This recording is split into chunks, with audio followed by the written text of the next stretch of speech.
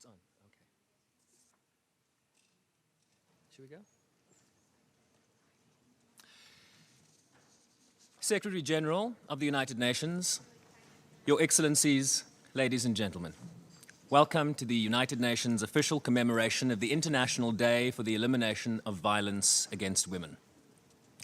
I'm Sherwin Bryce-Pease, UN Bureau Chief of the South African Broadcasting Corporation. I'm also the President of the UN Correspondents Association, so a warm welcome. Those are not the most important titles I have. I'm an advocate for the empowerment of women and for ending violence against women, and I think that is the most important label that I would like to assign myself for today.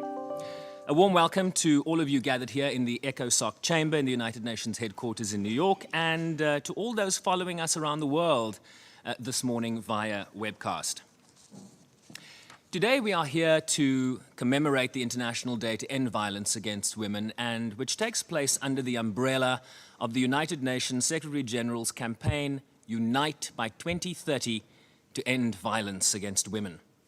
As you know, the International Day to End Violence Against Women is on the 25th of November, but since here in the United States, the 25th is a Saturday, following the Thanksgiving holiday on that date, we're commemorating it today. We could almost put it down to women being a bit ahead of the curve, while being rather modest about blaming it on Thanksgiving. The 2030 Agenda for Sustainable Development was adopted here at the United Nations and presents us with an incredible opportunity to shape the future, ours and that of new generations. It identifies gender equality and the empowerment of women and girls as a goal, and the elimination of violence against women as a specific target. It's fair to say that we find ourselves at an inflection point in society, both here in the United States and around the globe.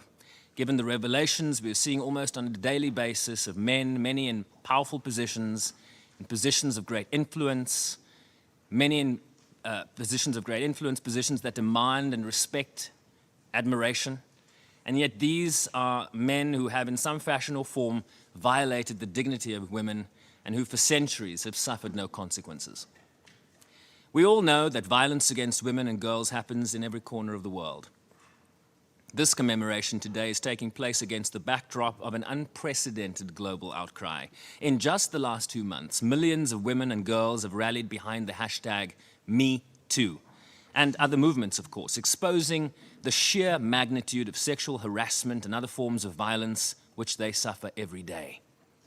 Breaking the silence is the first step to transforming the culture of gender-based violence. To break that silence, we all must step up and rise up today, and I believe every other day. Ladies and gentlemen, please welcome, and currently appearing in the Broadway revival of Miss Saigon, understudying the title role, Miss Emily Bautista.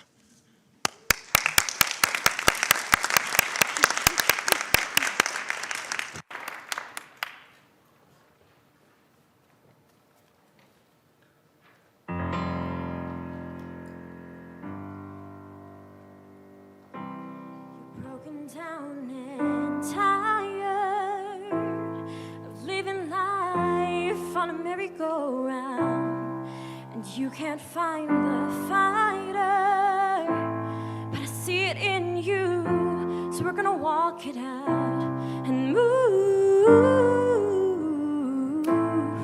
mountains. We're gonna walk it out and move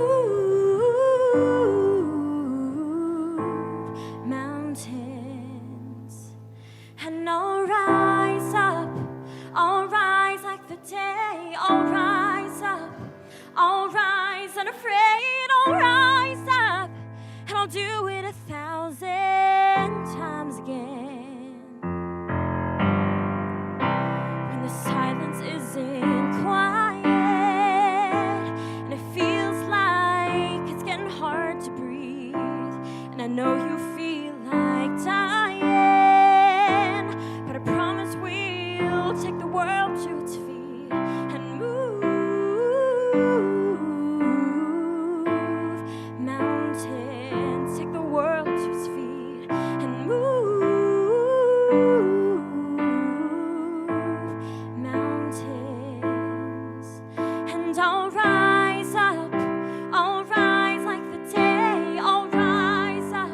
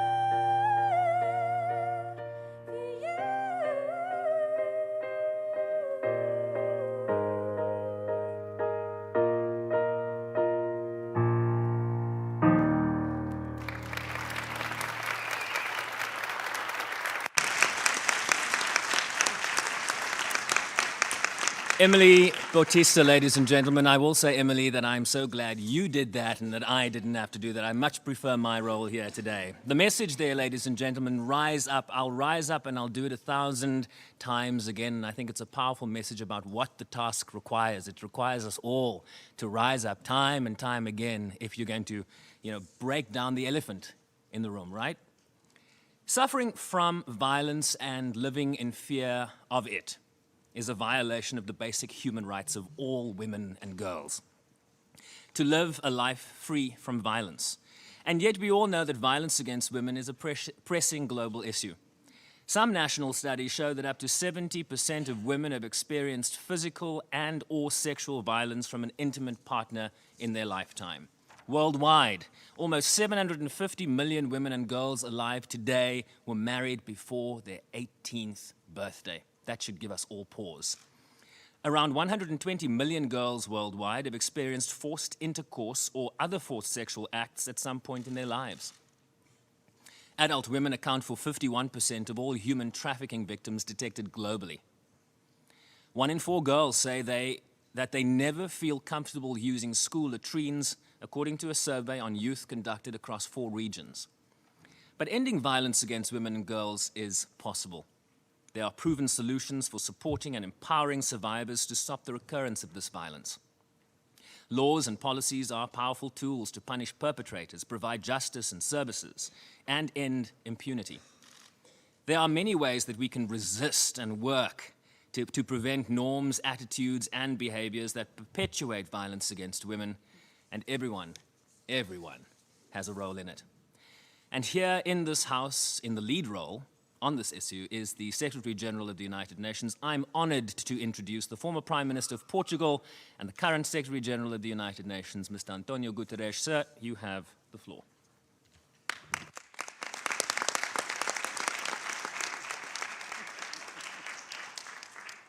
Dear friends, every woman and every girl has the right to a life free of violence. Yet, this rupture of human rights occurs in a variety of ways in every community, and particularly affects those who are most marginalized and most vulnerable. As it was just said, around the world, more than 1 in 3 women face violence through their lifetime. 750 million women were married before age 18, and more than 250 million have undergone female genital mutilation. Women's rights activists are being targeted at alarming levels, and violence against women politicians impedes progress on women's civil, political, social, economic, and cultural rights. Women who run for office are more likely to encounter violence than men. Human rights defenders are at greater risk, and horrifying sexual violence in conflict shows no sign of abating. There is increasing recognition that violence against women is a major barrier to the fulfillment of human rights and a direct challenge to women's inclusion and participation in sustainable development and sustaining peace. And there is also increasing evidence that violence against women and girls is linked to other attacks, including violent extremism and even terrorism. This violence, the most visible sign of pervasive patriarchy and chauvinism, directly impacts women's physical and psychological health. It affects all families, communities, and societies.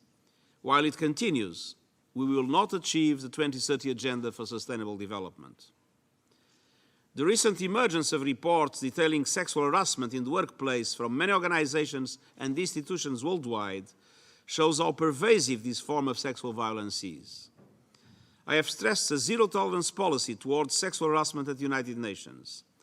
The Under-Secretary General for Management, Jan Beagle, will follow up by chairing an interagency task force that will examine our policies and look at strengthening our capacities to investigate reports and to support victims. Attacks on women are common to developed and developing countries, and despite attempts to cover them up, they are a daily reality for many women and girls around the world.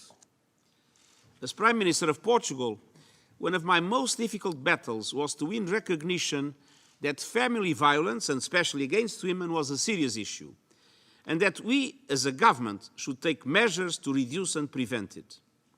I had to fight against a conspiracy of silence to push through urgently changes that were needed in the police and the judiciary. Dear friends, it is time to further our collective action to end violence against women and girls for good. That takes all of us working together in our own countries, regions, and communities at the same time and towards the same goal. The United Nations is committed to addressing violence against women in all its forms. First, the UN Trust Fund to End Violence Against Women has been funding civil society organizations for 20 years. And it has successfully awarded $129 million to 463 initiatives across 139 countries and territories. Second, we recently launched the Spotlight Initiative, a large-scale effort by the UN and the European Union to eliminate all forms of violence against women. By connecting our efforts with those of national governments and civil society, this initiative aims to strengthen action on laws and policies, prevention, and services for survivors. Third, the UN Safe Cities and Safe Public Spaces global initiative is leading to a comprehensive program to end sexual harassment and other forms of sexual violence in public spaces. And fourth, early this year, I launched a new victim-centered approach to sexual exploitation and abuse, committing by those serving under the UN. I am determined to prevent and end these crimes which cause such lasting damage to the people and to the institution in itself. These initiatives should help us deliver transformative change. But much more needs to be done. We need strong political will, increased resources, and coordinated action. Dear friends, violence against women is fundamentally about power. It will only end when gender equality and full empowerment of women will be a reality. My policy on gender parity in the United Nations is one step towards achieving this goal so that we can access and capitalize on the full protection of our staff. More broadly, I hope we are now seeing unprecedented momentum towards empowering women and achieving gender equality across the board and across the globe. It is time for united action from all of us so that women and girls around the world can live free from all forms of violence. Thank you for your commitment. Thank you for your solidarity, and do everything you can to make our goals become a reality. Thank you very much.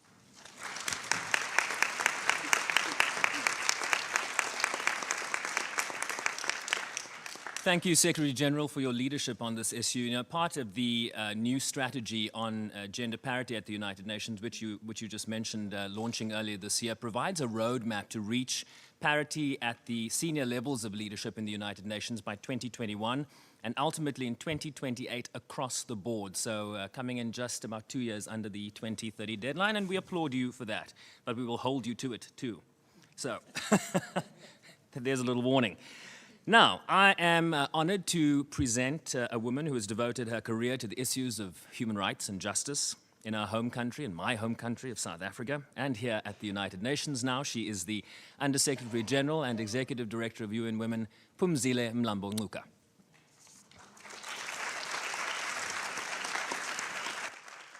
Thank you, Sherwin. Mr. Secretary General, fellow panelists, and our esteemed guests, ladies and gentlemen.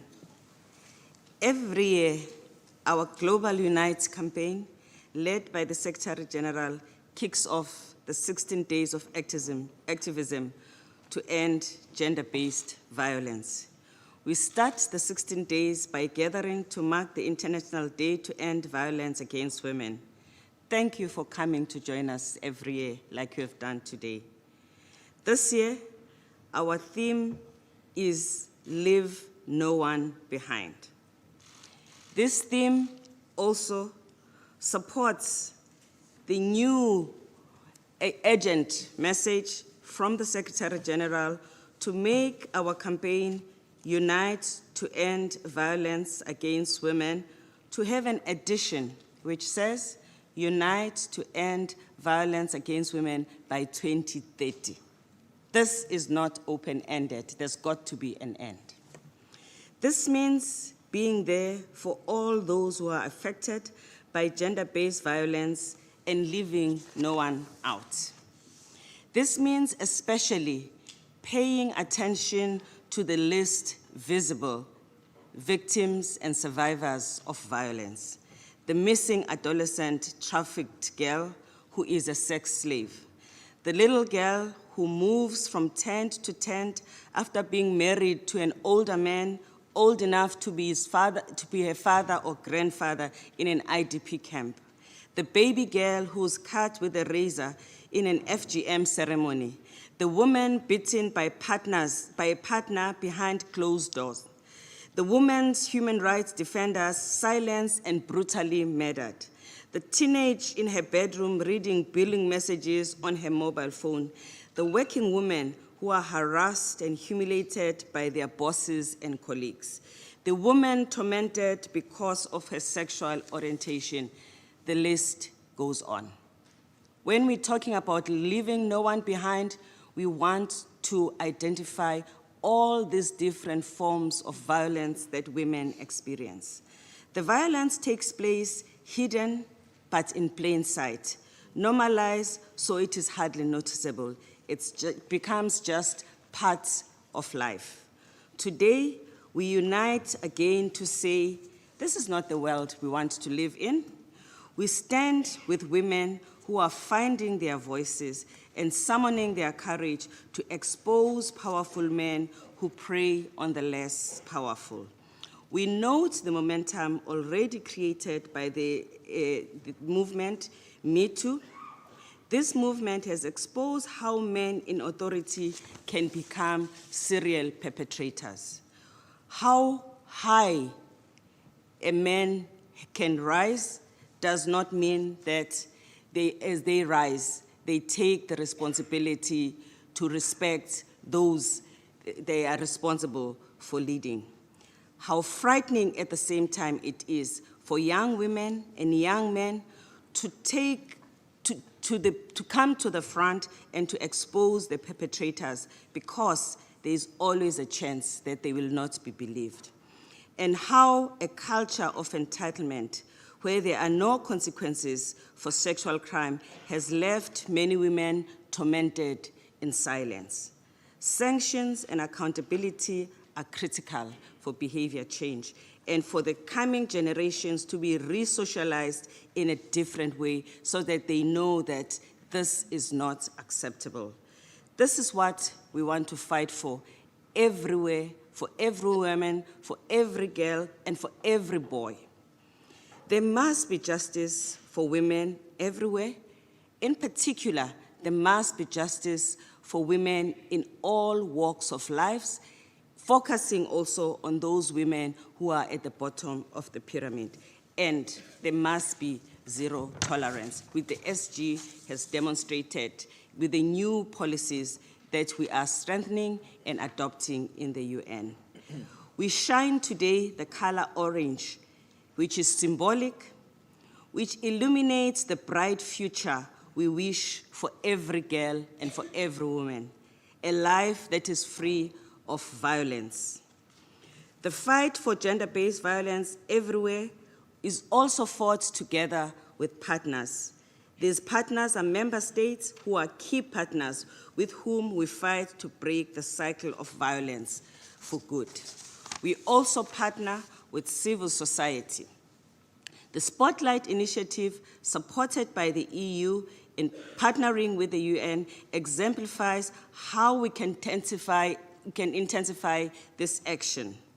Secretary General has described the range of this work, including the work of the 20-year-old UN Trust Fund with its existence in its international outreach, which has successfully supported civil society organizations all over the world. As we embark on the Spotlight Initiative, we will use the lessons that we've learned from the UN Trust Fund, which, as you can see, has supported some of the partners who are here with us today. We want to find our voices together with you, to speak louder and to speak for each other and to leave no one behind. Thank you.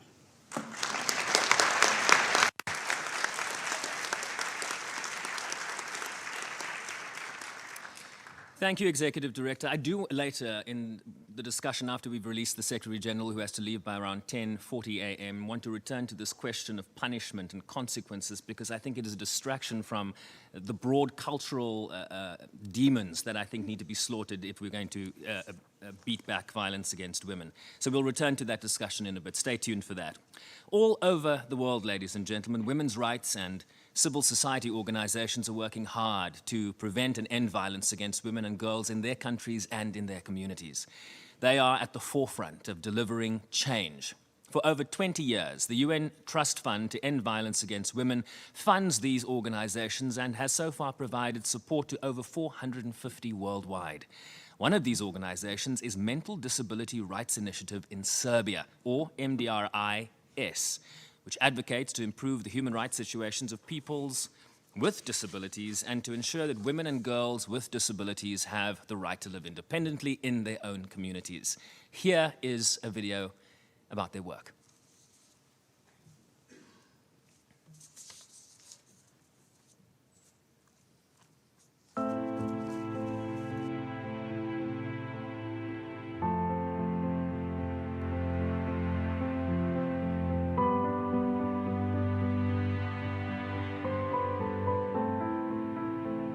Kad sam živjela od svojih 16 godina u instituciji, tamo nisam mogla da steknem nove drugove. Tamo su mi prava bila oduzeta. Nisam mogla da biram, kad moram tako da kažem, da šta ću da obučem, kad ću da izađem, s kim ću da se družim, kako ću da trošim svoj novac.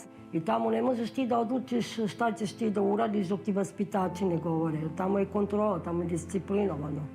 I kad izađeš van, tamo ti mere vreme. Ako zakasniš, onda ti kaznu. Kad sam izašla iz institucije, život mi se mnogo promenio. Mogu da slobodno šetam, da upoznala sam nove prijatelje, radim na poslu, sam upoznala nove ljude. U stanu živim sa 2 cimera. Nisam očekivala da ovako nešto postoji, normalno da vidiš normalne ljude i da se samostališ.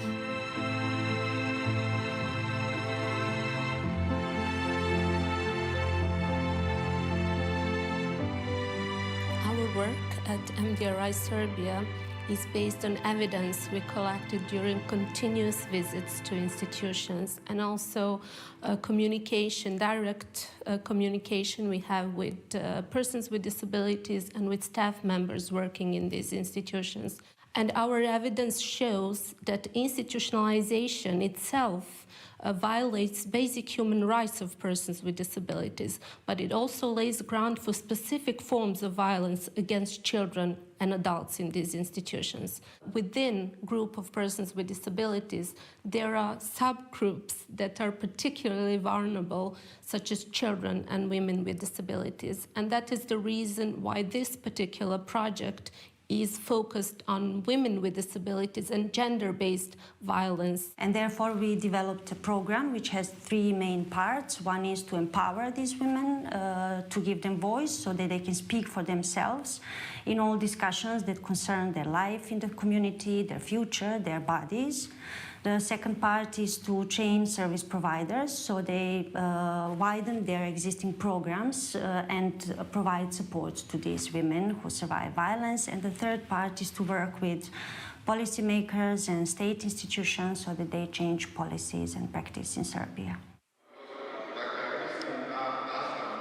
MDRI je prva organizacija u Srbiji koja je u stvari odškrinula vrata i nekako zagrebala da se priča o tome šta se dešava u tim institucijama. Sama sam u detinjstvu bila korisnica institucije, tako da je to negde i moj neki lični pečat. Meni je zaista žao što ljudima koji nisu prošli kroz instituciju u smislu korisnika je veoma teško objasniti da svaki oblik institucionalnog stanovanja nije dobar.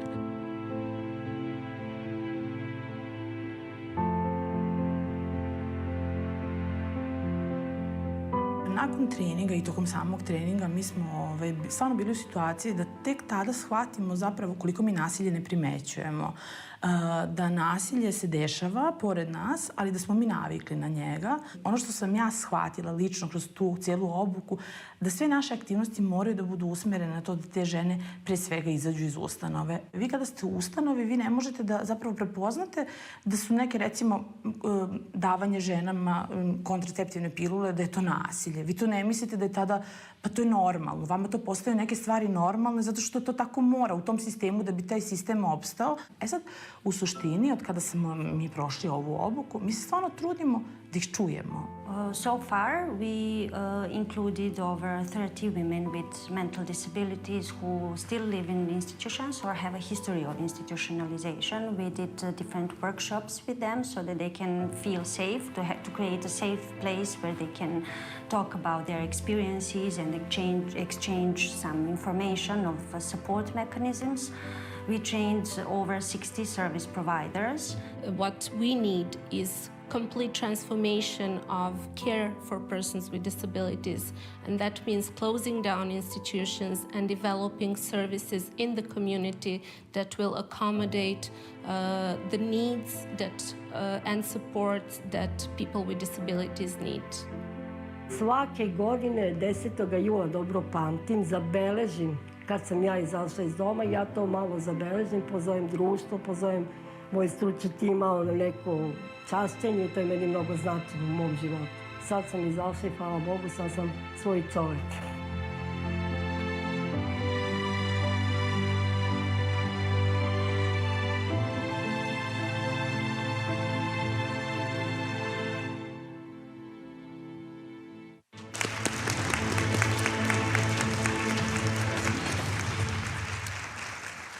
Well, you might recognize one of the advocates from that video sitting right next to me, the director of the MDRIS, Ms. Dragana Ciric-Milobanovic.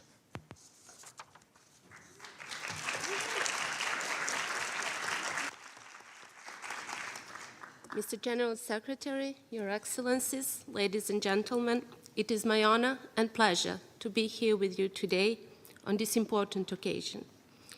Today, I will speak on behalf of women and girls with disabilities who have long been silenced, locked, and forgotten in the labyrinth of institutional care. For more than 10 years, MDRI has been monitoring residential institutions, documenting human rights abuses, and collecting often heartbreaking testimonies. I've met women who were institutionalized after surviving domestic violence. Due to their disability, they were not trusted. Their children were taken away from them, and they suffered the loss of all their human rights and their human dignity.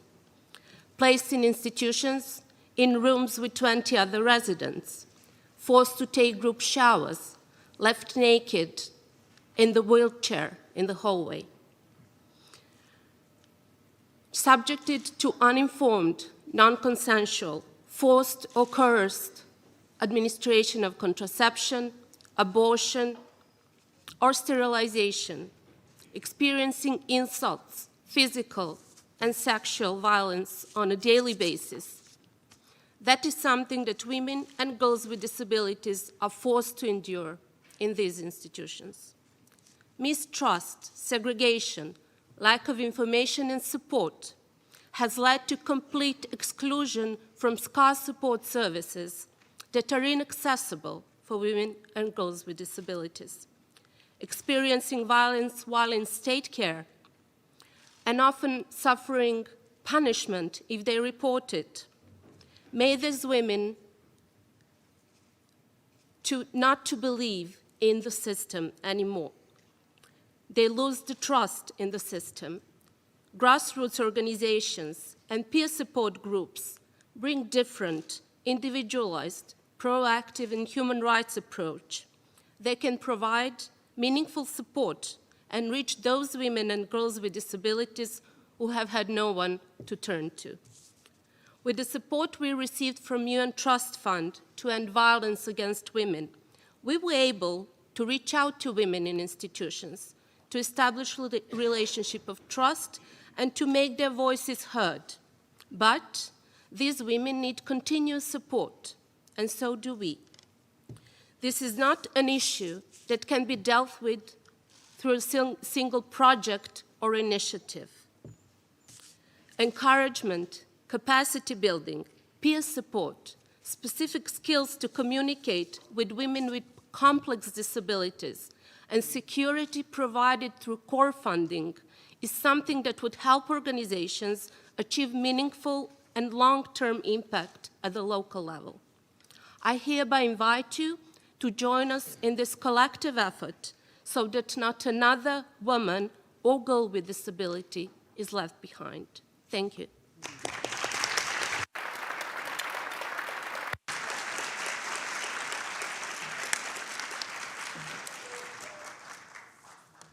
Our next speaker is an Academy and Tony Award nominee, BAFTA Award-winning actress and UK Global Dementia Friends and Alzheimer's Society Ambassador. Ladies and gentlemen, please put your hands together for Carey Mulligan.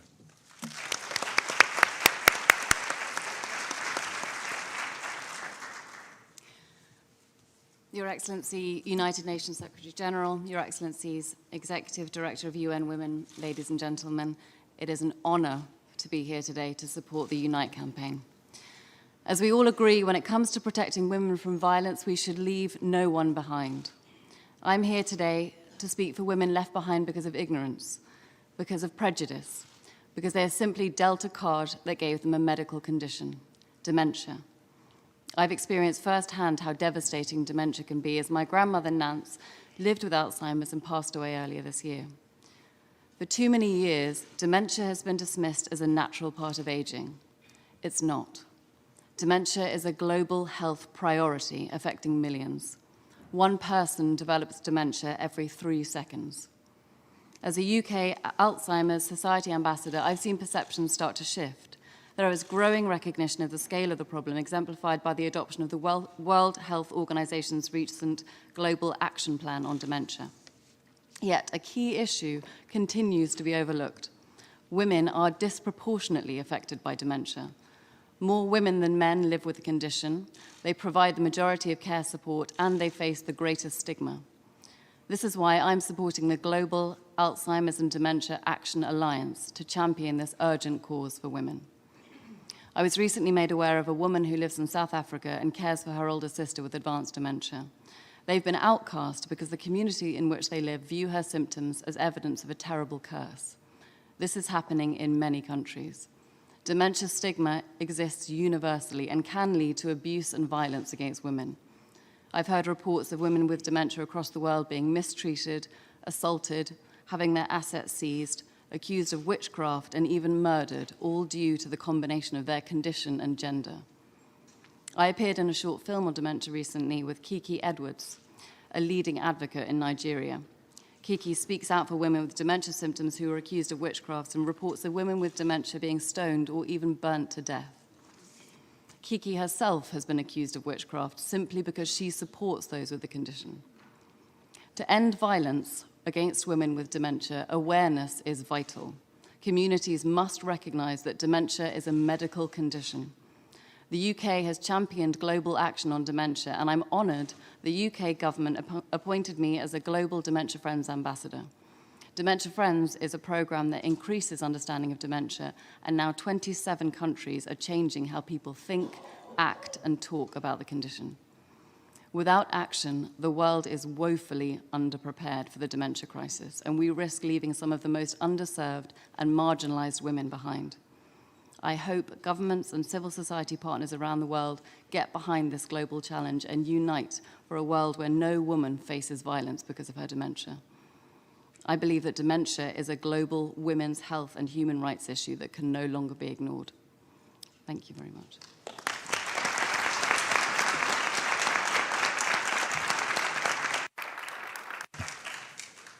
Thank you, Carey, for those powerful words. Another grantee and our final speaker of the UN Trust Fund to End Violence Against Women is working on a pilot program that seeks to ensure access to justice for women and girls with disabilities, those who were witness to or have survived violence themselves. Ladies and gentlemen, please welcome the program's officer with the Leonard Cheshire Disability Zimbabwe Trust, Mr. Morgan Chinuna.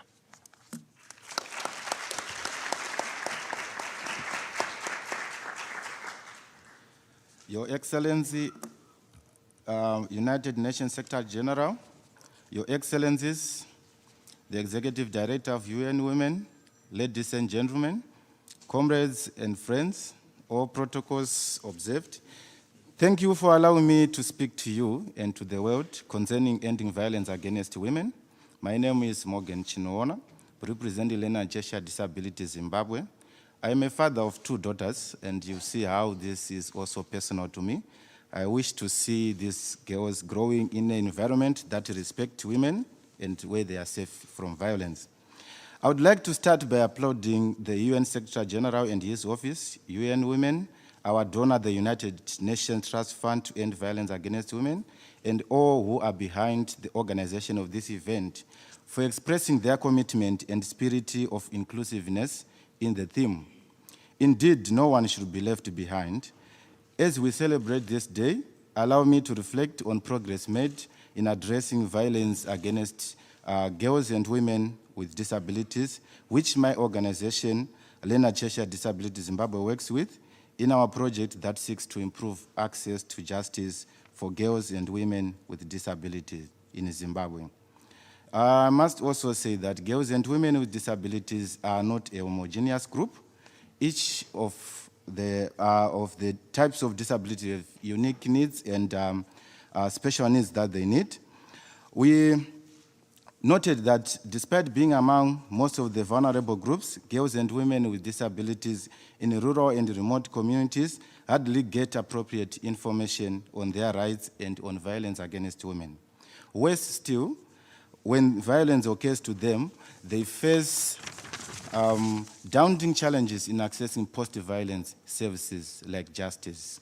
Our project is the first of its kind in Zimbabwe to directly address practical challenges that girls and women with disabilities face in accessing justice and in accessing other post-violence services and information concerning the subject matter. Access barriers to justice for girls and women with disabilities include attitudinal communication, insufficient knowledge of service providers, physical inaccessibility of some service centers, distances and costs associated with accessing services. Aside from providing direct support to girls and women with disabilities, the project has changed the way justice actors handle cases of girls and women survivors with disabilities for the better. Now, issues, concerns, and challenges of girls and women with disabilities that they face when accessing justice are getting better attention than before, both from government and from civil society stakeholders. Through the project's advocacy and national dialogues, girls and women with disabilities are now explicitly recognized in the new national gender policy, and the project has facilitated to adapt this national gender policy into accessible formats for girls and women with sensory disabilities, like for the blind, we have adapted it into Braille. With this United Nations Trust Fund supported project, my organization has achieved impressive results. We have been selected by our government to be its technical partner on disability issues going forward. It is a great honor and a great responsibility that we take seriously, and we vow to strive and ensure the continued inclusion of girls and women with disabilities in government programs.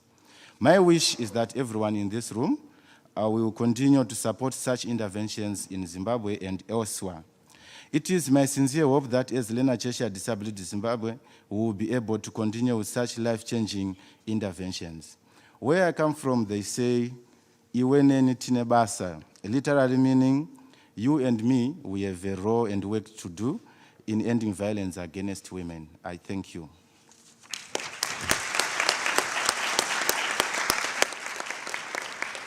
I think a special thanks to Morgan is appropriate. You might be aware that there's some very interesting political developments in Zimbabwe. When Morgan left Zimbabwe, there was a president in charge, and when he goes back to Zimbabwe, there will be a new president in charge. So thank you, Morgan, for being with us today.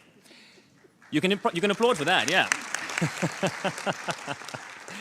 Ladies and gentlemen, that brings us to the end of the first part of the program, and we will start the second part in a few moments. This is an opportunity for us to release the Secretary General, Antonio Guterres, and all our guests. Thank you, sir, for being a part of this event, and thank you for giving your time this morning.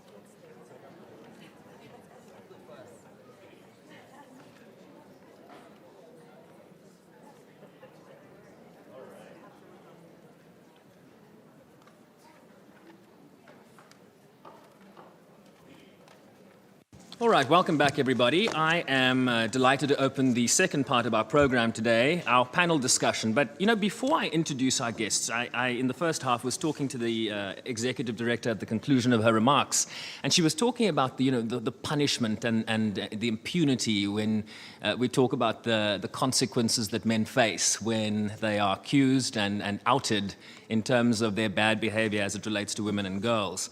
I was recently executive director, and before I introduce the panelists, so maybe they can certainly weigh in later. I was recently watching a political satire talk show in the United States which debates current events in a humorous way.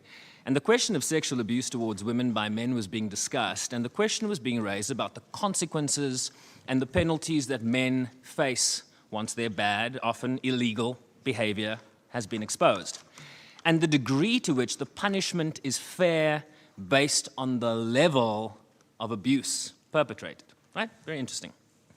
For some context, this is a US-based show addressing the issue of a comedian turned sitting United States senator who admitted to inappropriate behavior and has subsequently apologized. And this is what one of the female guests on that program said in response to this discussion about punishment. And I've paraphrased it for your convenience. Quote, "The focus on what the punishment is also on some level is an easier conversation to have. Because then we get to fight about it. Should he resign? And then we go to our partisan battle stations, than actually looking at the more difficult conversation, which is that this is about a whole culture. It is about the culture that empowers men to abuse their power in a million ways. From the villainous predators to the fact that there is a sense of humor that we all understand in this country that says if a woman is asleep, it's funny to grab her breasts. And that a man can gain power and stature and a place in the public sphere by profiting from that comedy. That doesn't make him the same as other predators, and it's not about him. It's about reckoning with the fact that we make that culture. We participate in that culture. It's our good politicians, it's our friends, it's our husbands, and it's ourselves." I thought that was a powerful statement. I was applauding on my couch. I don't know why there's no applause in this. I thought that woman really stood up. I thought that woman really stood up and really encapsulated what the issue was about. So that was the point I was trying to make, and it is about a culture, is it not, Executive Director? It is about a broad culture. It's good people. It's people that do good things. It's sometimes we like those people, and that makes the conversation so much harder because it really has to go to the root of the problem, right? No, yes, I agree. That's why we are talking about behavior change. That is why we've got programs that specifically engage men and boys so that they talk dude to dude about what is acceptable and what is not acceptable. But the importance of a sanction is that you also have the norms, the laws of the country, also demonstrating that you have crossed the line. Because if the laws never come into play, if there's no formal sanction, then the behavior continues because it is acceptable behavior. Even worse, women begin to accept in some situations that this is the way life is and we do not have recourse. So sanction is about signaling to society, and more than anything else, because there's a particular generation right now of men that is being affected. We don't want the next generation of men to be in the same position. We would like the other men who have not been caught to come out freely and to say, you know what, never again, and not when I am there. So that there's a whole culture and a society change and a dialogue in society. It's not so much about being punitive. It's not so much about being vindictive. It is about making sure that a signal is sent and we create mechanisms for deterrence. I think also more to the point is that we don't want the next generation of women to be faced with the same set of circumstances that women are facing today. So on to the officially the second part of our program. If you watched the Emmy Awards in September, you know that one of the drama series that swept up all the relevant awards, lead actress, director, supporting actress, outstanding writing and outstanding drama series, among others, is what we're just about to show you a snippet of. Roll the... A chair, a table, a lamp. There's a window with white curtains, and the glass is shatterproof, but it isn't running away they're afraid of. A handmaid wouldn't get far. It's those other escapes, the ones you can open in yourself, given a cutting edge. Or a twisted sheet and a chandelier. I try not to think about those escapes. It's harder on ceremony days, but thinking can hurt your chances. My name is Offred.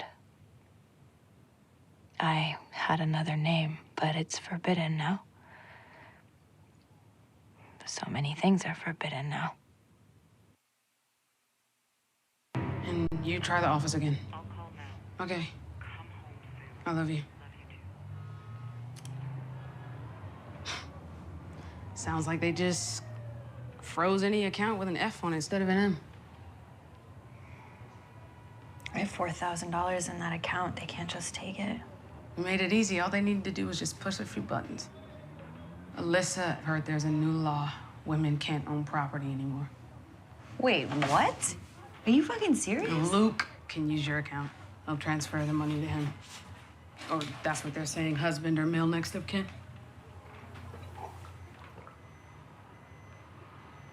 You know, they needed to do it this way. All the bank accounts and the jobs all at the same time. You imagine the airports otherwise? They don't want us leaving, you can bet on that. They can't just do this. They can't.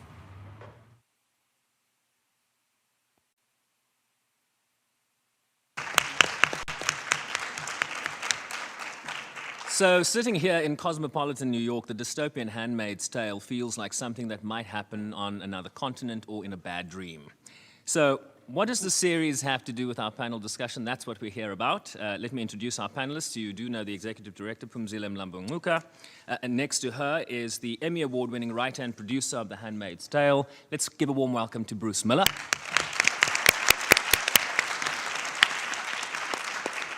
And the Handmaid's Tale Emmy Award-winning costume designer to my right, Ms. Anne Crabtree. A warm welcome. Nice to see you. So I'll start with the executive director before I bring in our other panelists. Please provide a broader context, a broader overview of the ways in which women are controlled and stripped of their individuality when it comes to violence perpetrated against them. Women's individuality, women's rights, starting from a little girl, are compromised in many societies. You think of a little girl who experiences genital mutilation in what is called a ceremony. A family, mother, father, grandfather, brother, sister, actually gather around to agree to mutilate a child. Can you imagine that level of violation and the changes that this girl goes through? You think about a child who is married to an old man she has never met, how her life is altered, how she marries poverty for the rest of her life in most cases. And a study that was done recently showed that most of the girls who married younger are amongst the majority of the poorest women. Women who are single are even better off. So when parents marry the girls at an early age because they think they are addressing poverty, they are actually sending the girl to poverty. They've determined her whole life and the life of her children in many cases. Think of a home and the girls who experience domestic violence in the hands of loved one, the conflict they live with. It's my uncle, it's my brother, it's my father. And a home is a sanctuary. That sanctuary is removed. Their whole perception about what a home is, what comfort is, it's all gone. It's taken away. And of course, I think the ultimate one also for me is law enforcement, which is the ultimate protector, supposedly. When a woman goes to report, and it's a big joke, the perpetrator is treated better than the one who has come to complain. When the woman who is reporting is told that you have to go home and, so when a woman has been killed by a partner, it is called a crime of passion. What passion? When a man kills a man, it's murder, period. Person is dead. Woman dead, passion. So all of these double standards strip women of everything a woman should have just as a normal human being. I rest my case. The reason I'm laughing, because it really just sounds so ridiculous, doesn't it? A crime of passion. It's just an absolute abuse. So Bruce Miller, since we're targeting men in this discussion, How do the arts in all forms play an important role in bringing this kind of violence against women out of the shadows? And use The Handmaid's Tale as your case in point. Well, The Handmaid's Tale is from a book by Margaret Atwood that was written 35 years ago and has never been out of print in all those 35 years, and certainly been prescient for all of that time. I certainly don't speak for all art, but I think the very simple fact is that what we're trying to do is you can't have any kind of education without recognizing or understanding the problem. And one of the hardest things in understanding the problem is understanding the mindset of the perpetrator rather than the mindset of the person who's being victimized. So I think a lot of the focus in our show, it's much easier to get in the head of the people who are being victimized, who are at the bottom of the ladder, the misogynistic ladder in our fictional world, than it is to understand the point of view of the people who are committing the violence. So, because I think that is the big puzzle piece that we bring to the table, and it's a lot easier to imagine those people in a lot of ways than it is to peel apart a real person who is feeling defensive and guilty and find out what their motivations are. So I think that at least bringing at least an imagined version of all the different points of view to the table at least gives people a sense of what the problem is, and at least opens us up to education. I guess the next question is, how do you prepare the actors, the artists themselves in portraying these roles? I mean, what sort of research do you have to do to really understand what it is, the levels of victimhood that you're really trying to portray in film? Well, there's a couple of different questions in that, and the answer across the board is just not being shy about asking questions, because that's because of kind of couching questions, you don't get the right answer, you don't get the real answer. So you have to have, in our case, a collection of actors, collection of writers, collection of artists who are all incredibly comfortable and trusting of each other, and answer the questions in a real way. The actors, it's interesting, the actors, they approach it very differently than for you and for the people in this room, we're talking about one aspect of our show. They look at it very much as a human being in the world. So Elizabeth Moss, the extraordinary Elizabeth Moss, who was in that clip, and Samira Wiley, they don't think of it as one thing or another. Elizabeth Moss is playing June or Offred, and she's playing her in her entirety. The one thing I did want to say is that we get asked a lot if it's sad and depressing on set because of the stuff we're covering, and it's exactly the opposite. I think that everybody I know who works on a comedy says it's just misery, and our show, which is very dark and difficult, is kind of hilarious on set. Is that because you're making an impact for good? Is that why there's some levity on the set, or? No, it's because I'm very funny. Okay. Well, there goes that thread. Let's bring in Anne Crabtree.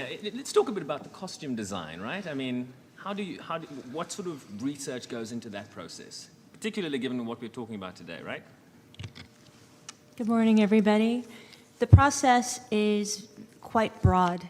I would say that often especially in the very, very beginning, last season, I'm looking into quite different cultural places for inspiration, and quite different, a myriad of religions and not so quite religions. But I'm also looking at my own personal experience within those worlds and those realms.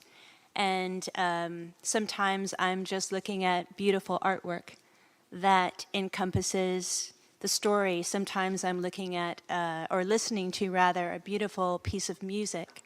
But often I call from my own personal life for my inspiration. So how does dress, uniform regulations and restrictions in society help tighten perpetrators' control of women in the Republic of Gilead, this fictional country in which the show takes place? And what was your challenge in creating such messages? So in the very beginning, often I'll read a script, the pilot script, once for emotional effect, and then 20 million times to comb through. And ultimately, where I headed creatively to get in the mindset of what does this world look like? What do these crimes against women feel emotionally and visually look like? And the way in to do that, of course, it was a brilliant story told by Margaret Atwood and then retold by Bruce Miller. The way in was to try to get into the human side of the character, Commander Waterford, who Joseph Fiennes plays, and to not only look at the dark side of his character and why he decided to control women, he and the other commanders in this new world called Gilead, but also to understand the why. There's, you know, in the world of Gilead, it's only 3 to 5 years in the future. And while it was the United States, that's been defunct, and there's way more Zika, way more AIDS. There's a huge amount of infertility. So the commanders are just trying to create babies. And so the way in for me, knowing that there's women in, you know, red gowns and white wings, was to make it modern and to control the waste. Because when you're looking at women from far away, you're trying to see if they can get pregnant or not. And so it was negative and positive. And the effect it had was quite emotional and psychological for me, but it was the most honest way to create that control politically. So we have a question from social media from Gradia Walkabu Hussein from Liberia. Quote, here's the question: is it interesting, and you know the panel can weigh in, is it interesting to see how women and the greater society are indoctrinated in extreme patriarchal ideology in this TV series? How do you see this reflected in our current society's practice of rationalizing aspects of rape and other abuses against women? Who wants to start? Bruce. Yes, it's interesting, if that was the question. I think that one of the most important things we found in our research, and the UN has been absolutely instrumental in our research. Andrea Gittow, who's lucky enough, I'm lucky enough to have as my cousin, and lucky enough, you guys are lucky enough to have at the UN, from the very beginning was discussing with us absolutely every aspect of this. So we were able to do things a lot more realistically, and our relationship with the UN has been incredibly important. But one of the things we learned in our research across the board was how patriarchal societies use women to control other women, which was surprising how deep it went and how universal it was through history and across the world today. And that is really interesting, that lever of power, and how a patriarchy is built on not just assignment of position, but assignment of authority. And so, because you can't control one person, one gender can't control entirely, they have to have some collaborators. So, and everybody in our show collaborates out of, you know, trying to save their own lives, or for, you know, religious reasons or ideological reasons to a different extent, and they all mete out violence. I don't know very many shows on television where the main character actually kills someone with their bare hands at the end of the pilot.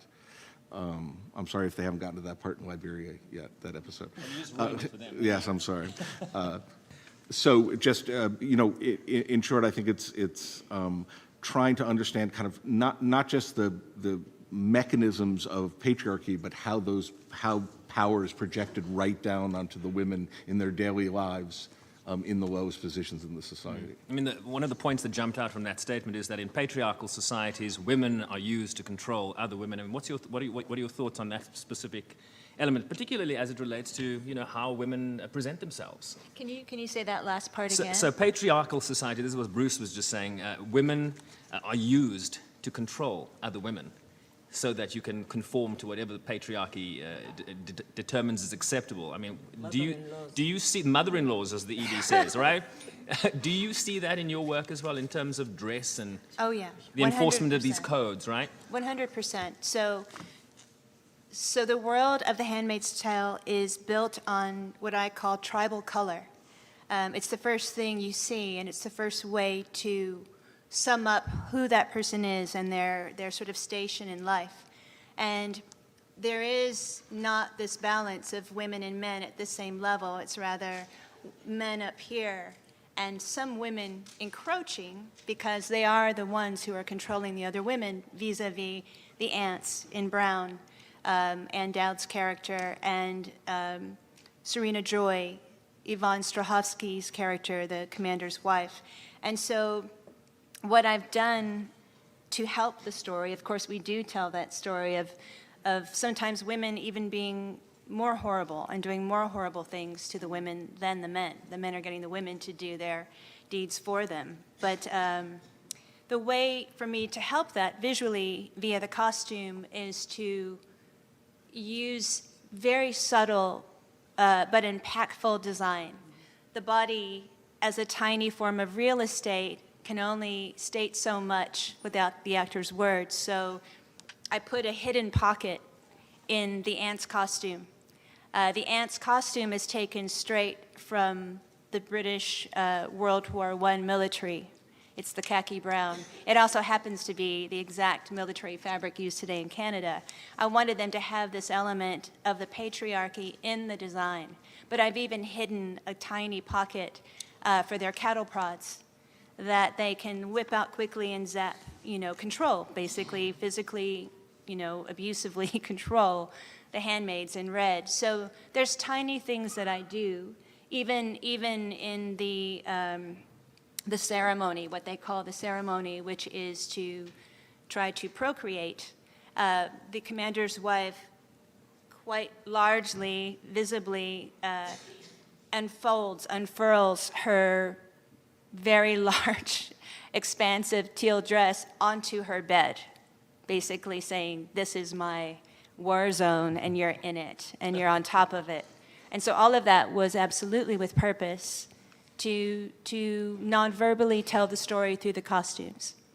I mean, work like this, executive director, is about shifting the narrative and shifting how society thinks about how we treat women, how we treat girls. What are your engagements with people in the arts industry? I mean, there have been a lot of stories in the United States, particularly as it relates to certain individuals that work in different sectors of society, including film. What's your sense of how women are portrayed in film today? Well, I think depending on what story the director wants to tell, they would portray women to suit the character, etc. But I actually prefer not to dwell into that because I'm afraid of getting trapped into a narrative that women have to appear in a particular way in order for them to avoid being abused. The extent to which that has been used against women is itself a problem that we need to engage with, to emphasize the fact that the women should be free to be whoever they want to be without fear, without having to fear that because I am appearing in this way, I therefore invite people to abuse me.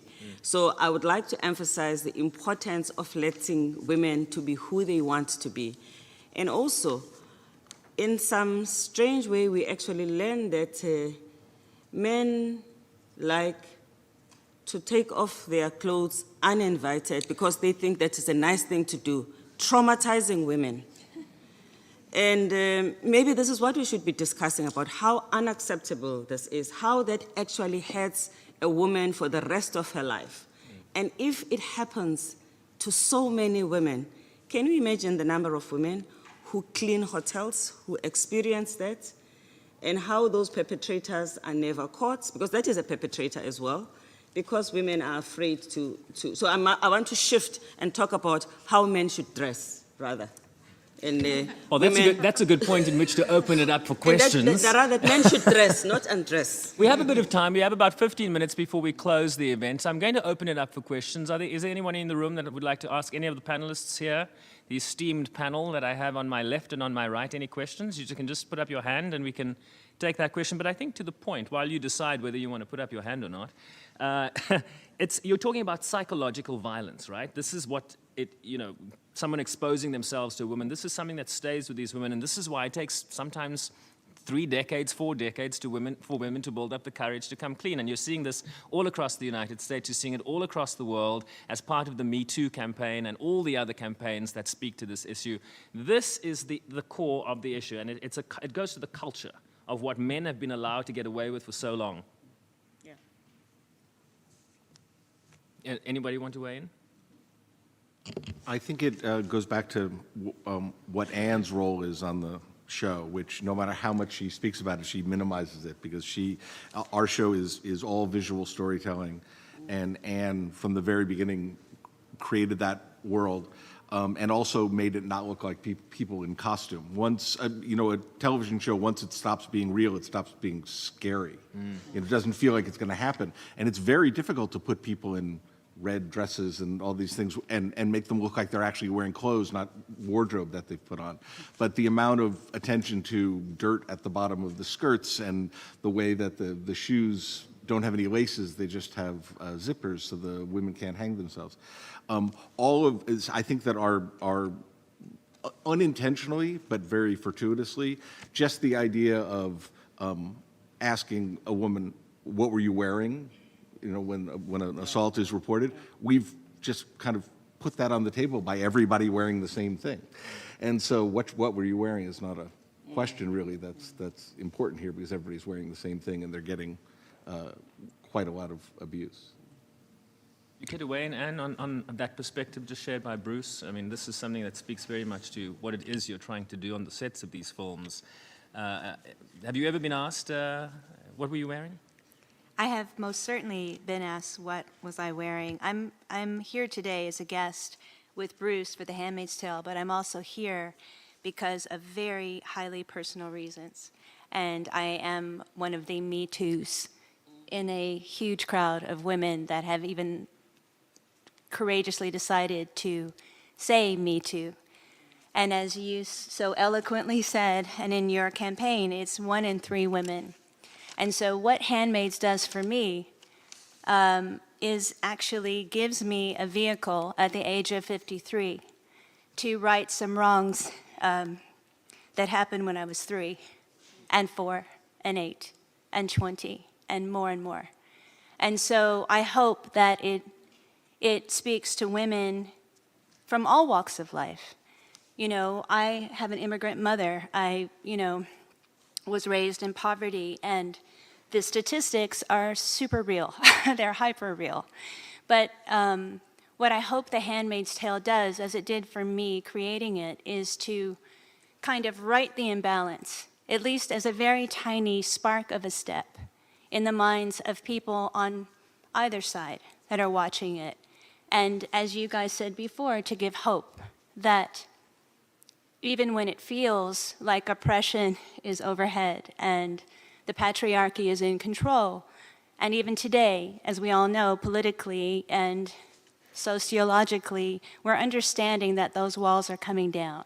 This is just a TV show, and it's just fiction, but within its walls lie great truths with the people that create it, with the people that show it, and it can't be for naught that this work is fiction, but it has great truth and importance for right now and for further.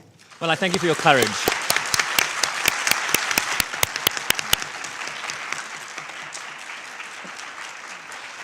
I really want Anne's words to resonate.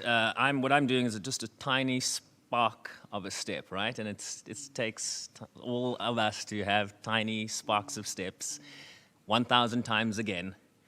if we're going to have change. You know, just speaking to what you raised, the issue of violence against women and men exposing themselves. I mean, one of the things I'm hearing a lot today, Executive Director, is that we need to appoint more women in our militaries so that they can, you know, have that sort of feeding line into UN peacekeeping. If you have more women in your militaries, there will be more women peacekeepers. We need more women in boardrooms. We need more women to change the culture from the top down. And it's about placing more women in positions of power in the hierarchies of society that is really going to see the change and effect the change that we all seek, right?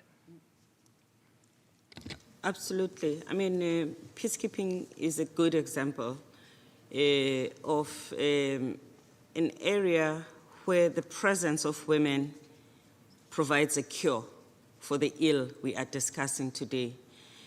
Unfortunately, in many of our countries, we do not have a lot of women who go into the security forces, be it police or the army.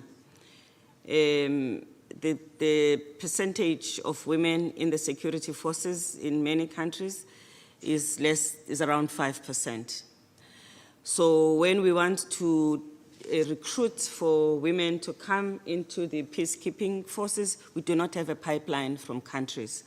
So it is important for us to talk to member states as activists about recruiting women in a targeted and an active way, but also to talk about peacekeeping and the security forces as a career to protect people, not to fight wars, which is something that women actually bring to the security forces. We know that when there are more women in a country where there's a peacekeeping mission, many of the acts of violence against women are decreased. So just by having more women there, you change the dynamics. If women are also in senior positions, that also helps because then they have authority to call out people for wrongdoing. Peace negotiations. Peace negotiations, when you have women sitting there negotiating, the quality of the peace agreement is greatly enhanced because women will not be wanting to settle a score with the other party they were fighting with. They will actually want to come out with something that will work for the country. They will want to make sure that where schools were destroyed, the peace agreement addresses the school.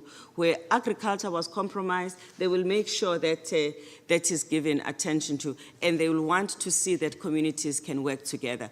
And in many cases, women would not have been the ones who carried guns and who fought and who killed. And yet, because they don't fight wars, that disqualifies them. And those who fight and who are part of the war are seen to be more qualified to make the peace. I mean, how can that be logic? So there's a lot of changes that we need to address, to bring about, so that just the way in which we make these decisions changes altogether. Bruce Miller, I want you to weigh in here. I mean, just in terms of the gender parity we seek. Oh, there's a question? Ah, please. Okay, let me just go to Bruce. I'll come right to you. Just on the issue of women's representation in your field of work as a writer and as a producer, are you beginning to see changes, greater equality in that sense, or is there still a long way to go? I think both. I think I'm beginning to see changes, and there's a long way to go.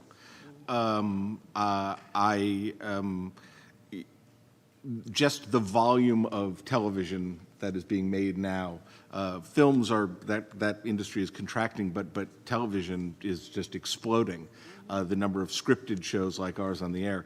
And so there's a lot more opportunity for people to move up more quickly. So it's a terrific time for any underrepresented group to begin to move up more quickly than they were in the last, when I was a kid, there were 3 networks.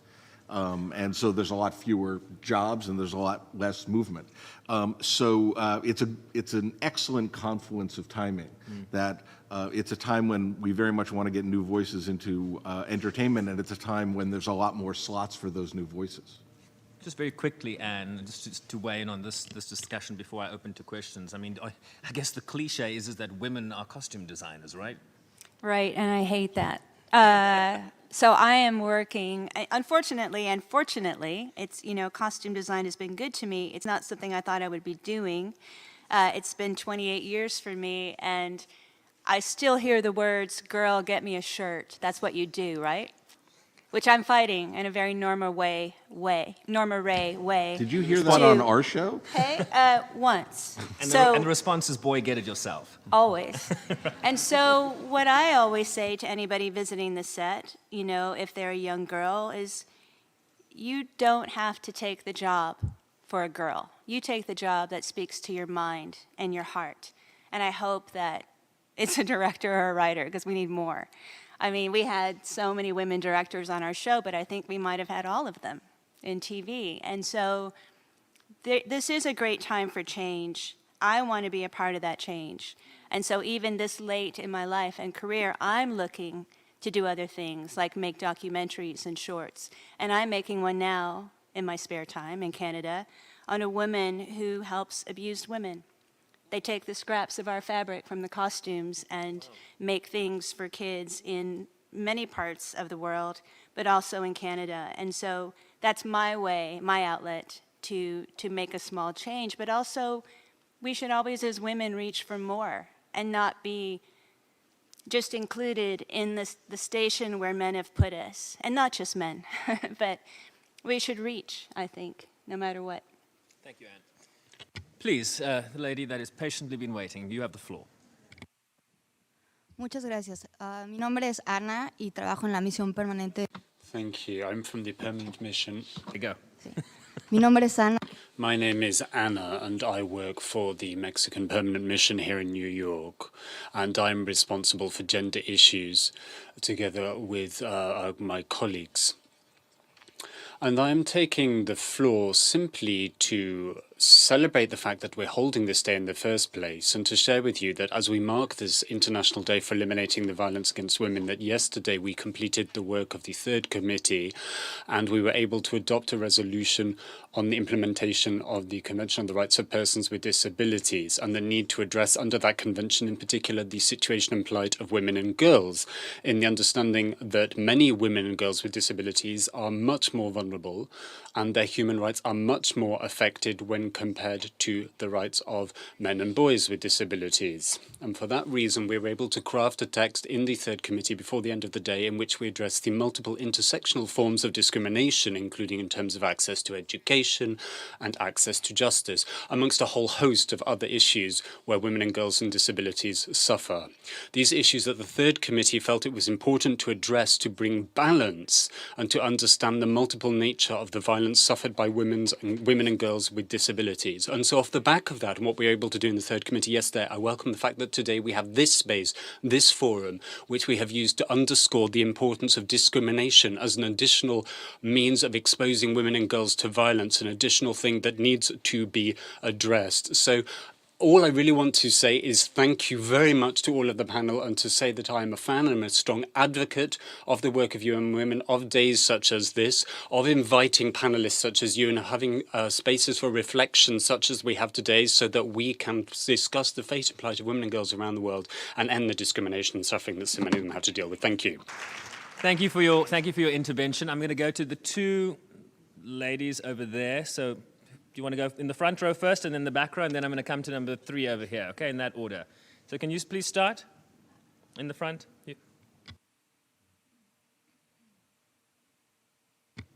No? No questions over there? Okay, let me come over here. Your green light is on? Okay. So if your green light, if you look on your microphone, if it goes green, it means you're asking to speak. So careful what buttons you press. Did you have a question, please? Yes, you have the floor. Me? Just wait for it to go red. Red, off you go. Okay, hello.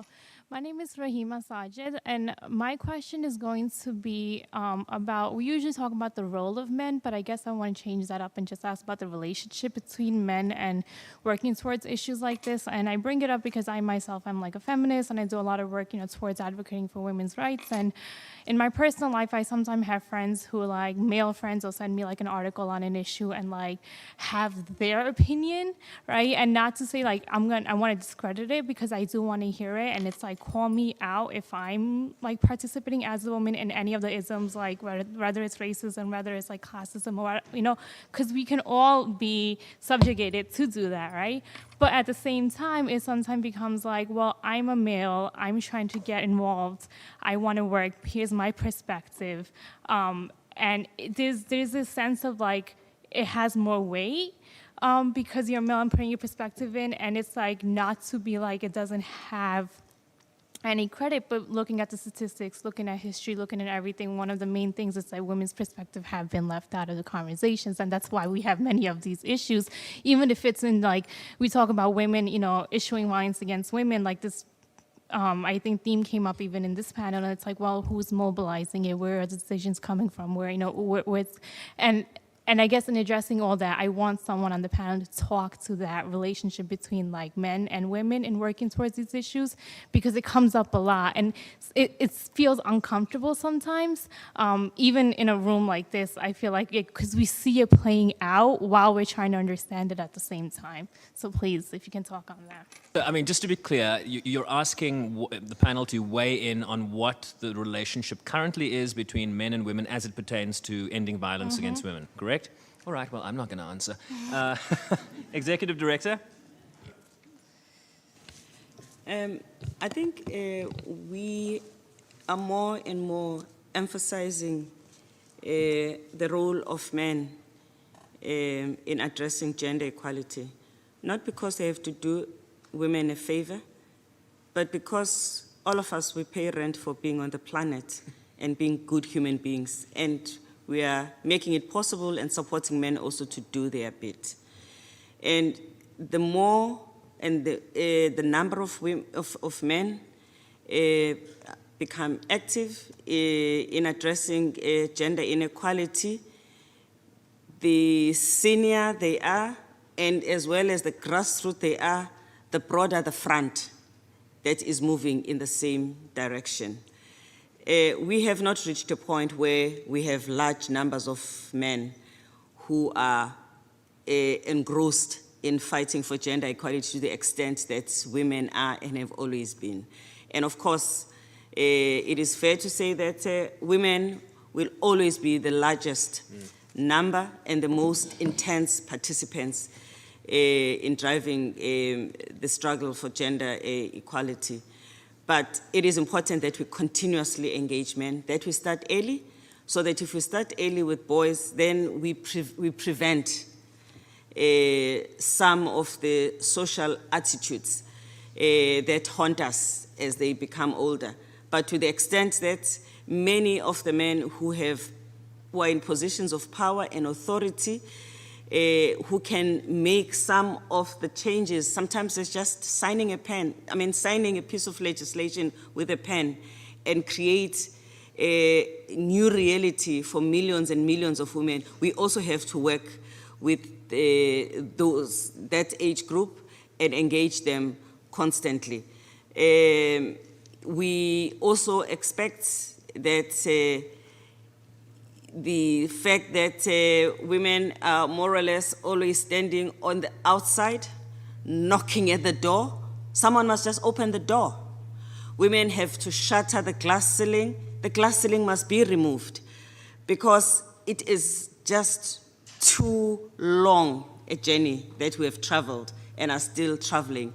And by engaging the non-traditional stakeholders, it's also trying to shorten the journey and to reduce the pain and the burden that women are having to carry. I don't know if we can ask anything else from women anymore, because women have really given it their all from generations to generation. This burden has to be shared. Let me push back on that, Executive Director, because I think there is this contradiction, right?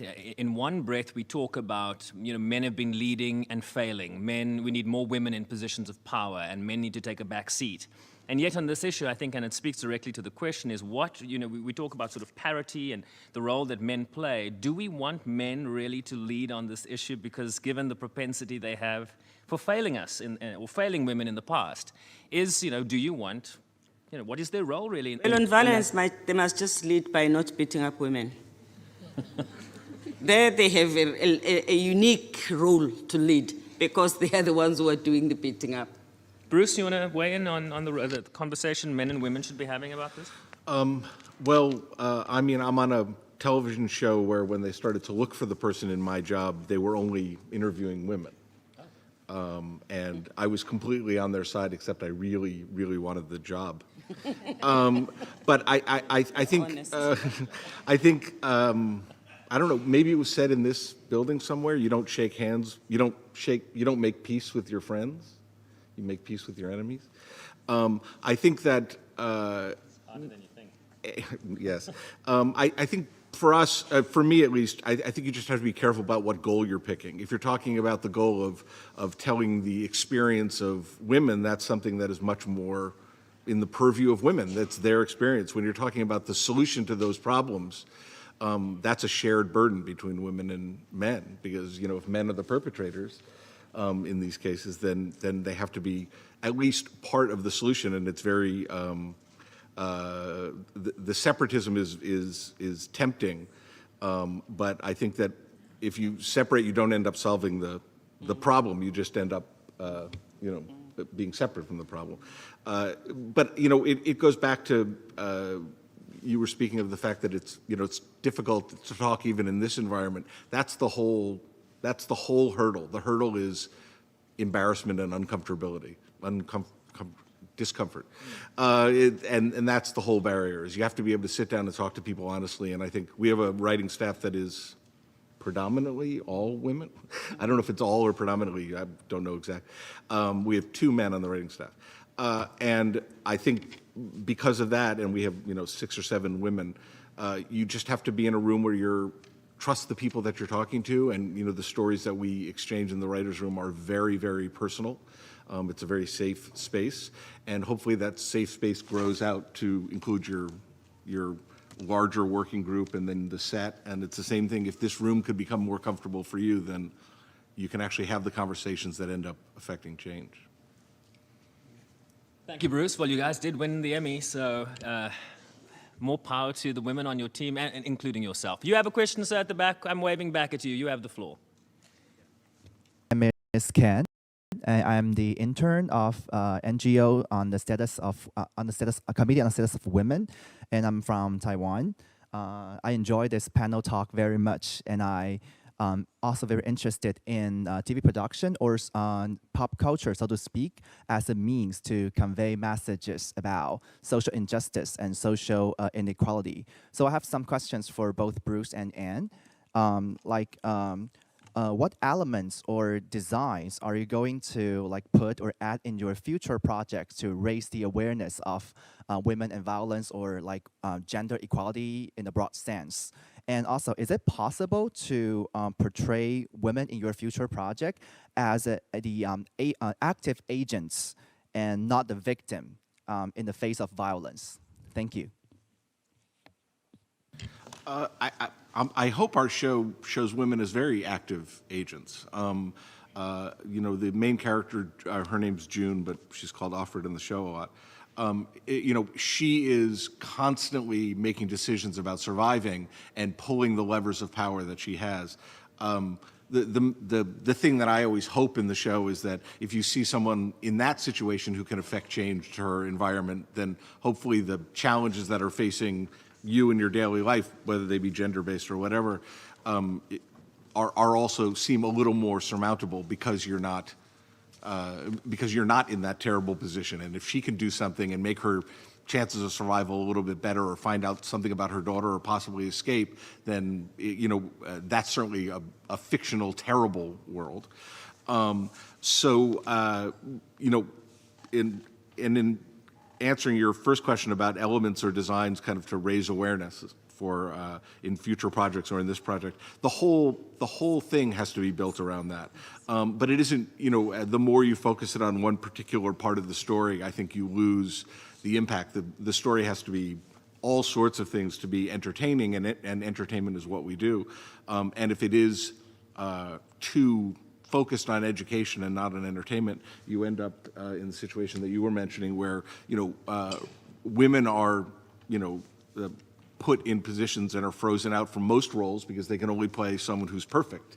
And, you know, those people are very boring to watch, so they're not on television very much. And I don't want to rush you, but 2 minutes. I'll be quick. I will say that the great thing about The Handmaid's Tale is that it is actually a woman's story, and it happened to win so many Emmys. I was not one of them. That was not true, but that's okay.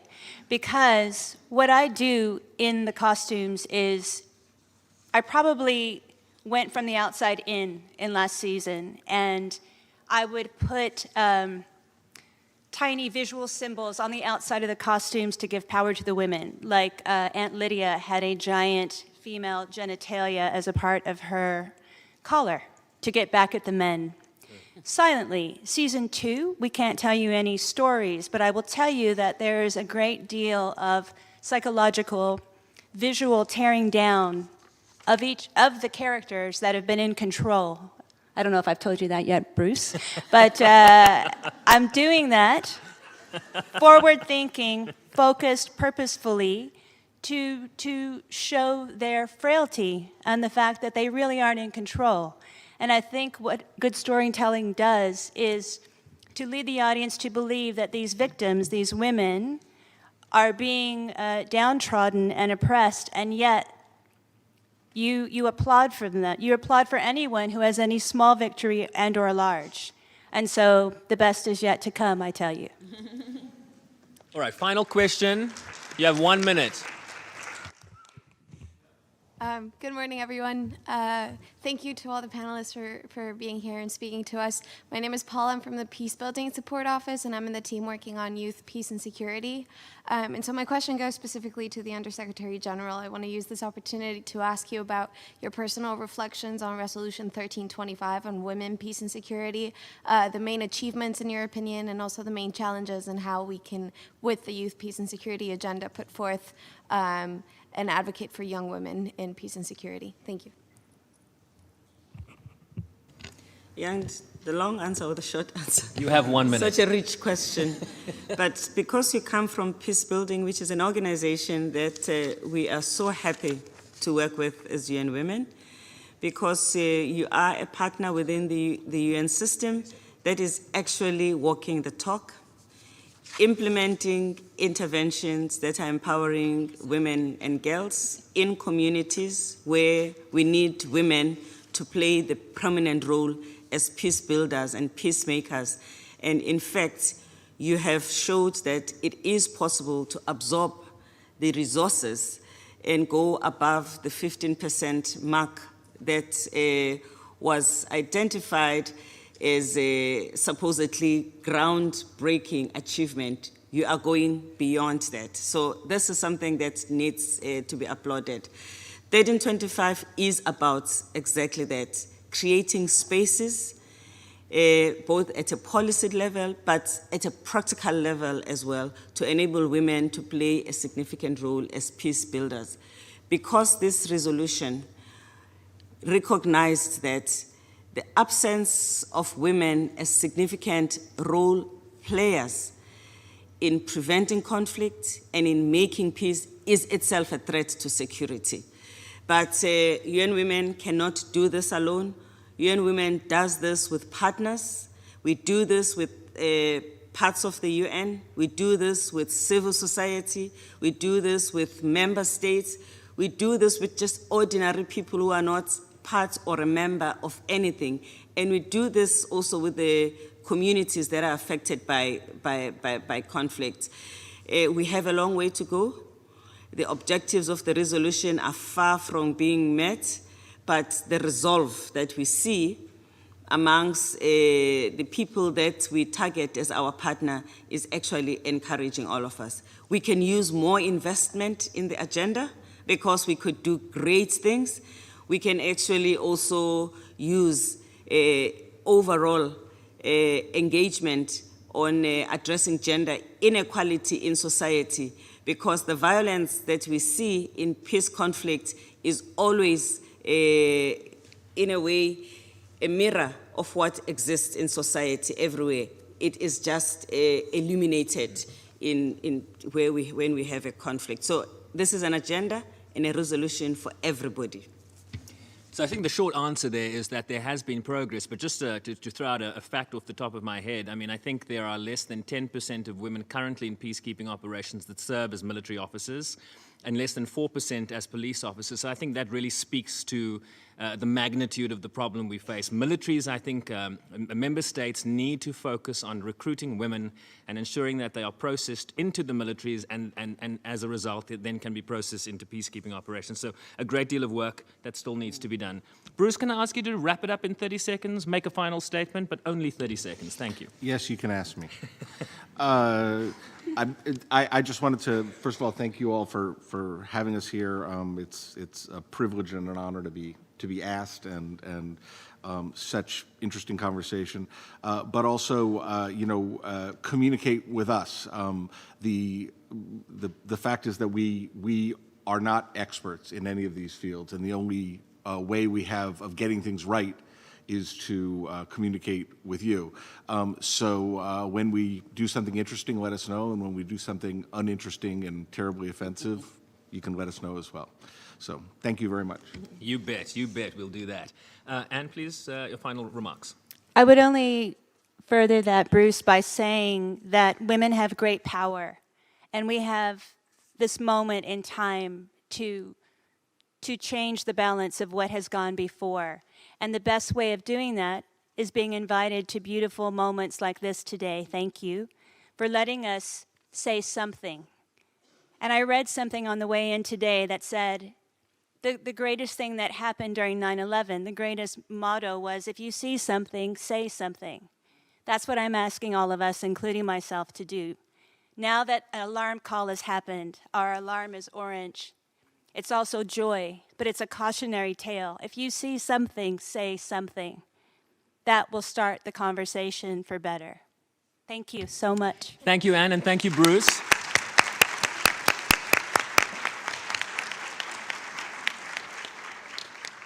Well, I certainly hope your experience today has been interesting, challenging, and perhaps useful, and I hope you will participate in the 16 days of activism against gender-based violence, whether by spreading the word or seeing something and saying something, or through social media and conversations with friends and co-workers, or by contributing money, or by volunteering your time. At this point, we conclude the webcast. Don't go anywhere. So our viewers around the world and around the United States and in this building, thank you for watching, and good night or goodbye. And then